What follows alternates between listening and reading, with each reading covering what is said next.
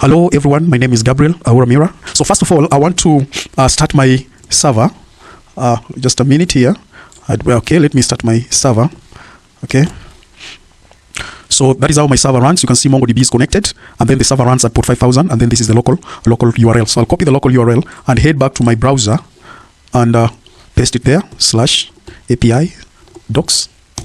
And this is actually the Swagger UI that you can see. We have all the CRUDs here from users. You can get users, post users, get, put, delete users. You can see bookings, get, post, get, put, delete bookings. You can also see destinations, get, post, and all the way to tours, get tours. Now, suppose somebody will want to maybe let's say they want to post a booking without any credentials. Let's see what happens here. If you execute, what happens is that you get an error here that shows you are unauthorized. Okay, so it is until you're authorized that is when now the app will allow you to use it. So let's just create an authorized user that is now registered user here.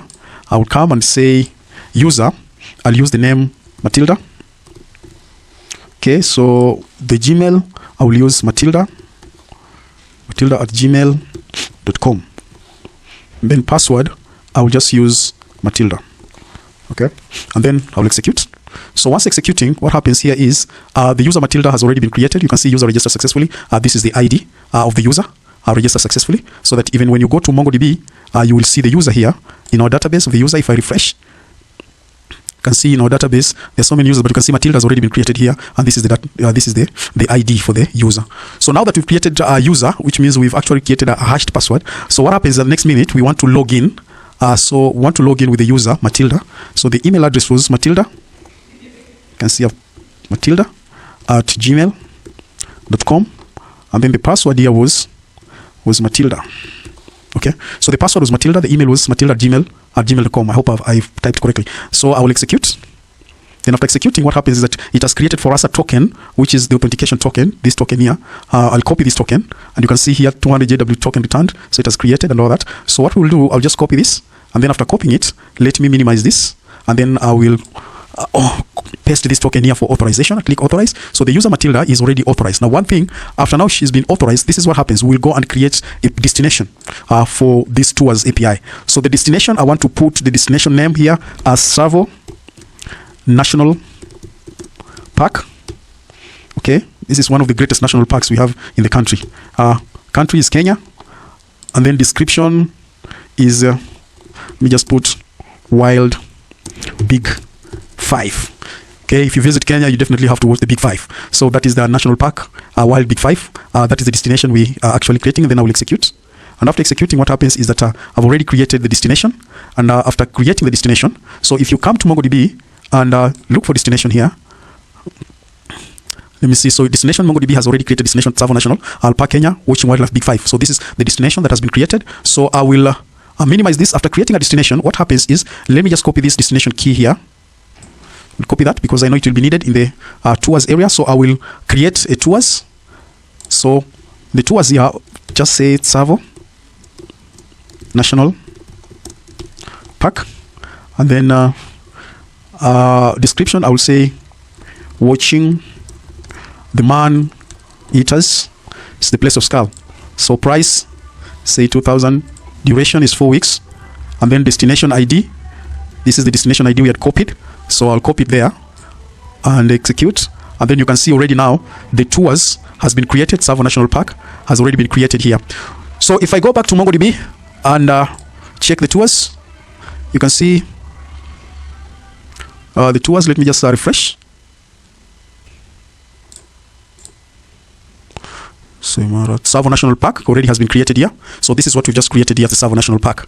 Okay, so that is how you actually create. Now suppose I would want to update anything to do with the destination. Maybe the client says, I am no longer going there anymore, I want to change. So what happens is that if I check for destinations, and maybe the client says, I'm no longer going to Tsavo National Park, I want to change. So we'll come here, and let me just copy this key here for this destination. We want to update the destination, so I will click this key. So this is what we are updating. So instead of National Park, they will say they are going to let me say is it Serengeti? No Serengeti. Let's just use another word because I had created Serengeti before. Let's say they are saying they are going to Fort Jesus. So they are going to Fort Jesus, and let's say here they are of course the description is Kenya, the country is Kenya, and the description here say resorted to tour historical sites in Kenya. Okay, so they're no longer going there, but they resorted to go to Fort Jesus. So I'll execute, and then after executing, already it has been created. So you can see Fort Jesus, name Fort Jesus, this one has been updated already. So if you go to MongoDB and I'll refresh, go to tours, and if you go back to tours, this was destination, not tours, it was destination. Okay, so destination, you've changed destination to Fort Jesus. So you can also see here, if I copy that, so destination I've changed it from Tsavo to Fort Jesus. And if you again come here, you go back to, let's say, tours. If I check tours, I'll put this, and maybe I'll say that is I want to update tours. So I'll come here, I'll say tours, because I've already updated destination, so I want to update tours. So I'll say this. So let me check this. I'm updating this. That is National Server. We are going to Fort Jesus, so I will put that. And then here I will say title, we are going to Fort Jesus, and then description, we say visiting historical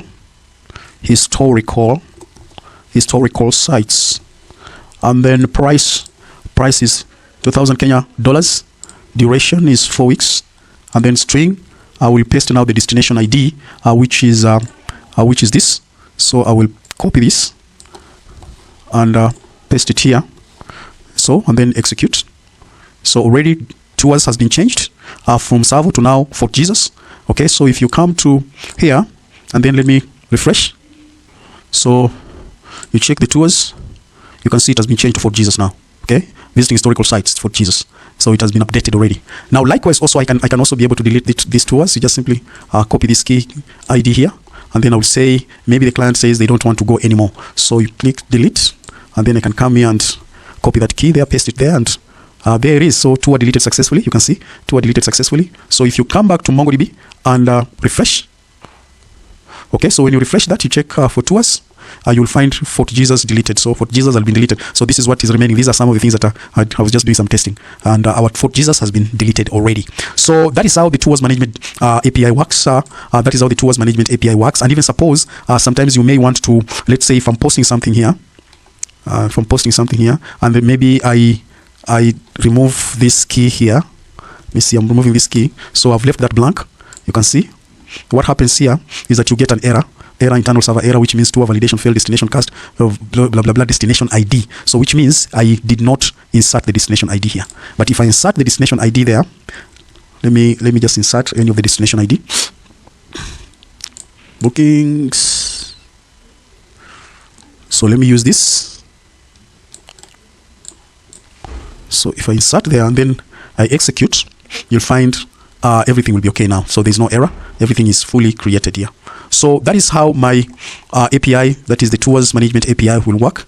And that is full authentication and validation that somebody has to be authenticated and validated for them to be able to use the API. Otherwise, thank you very much. God bless you. Looking forward to see you again next time. Thank you.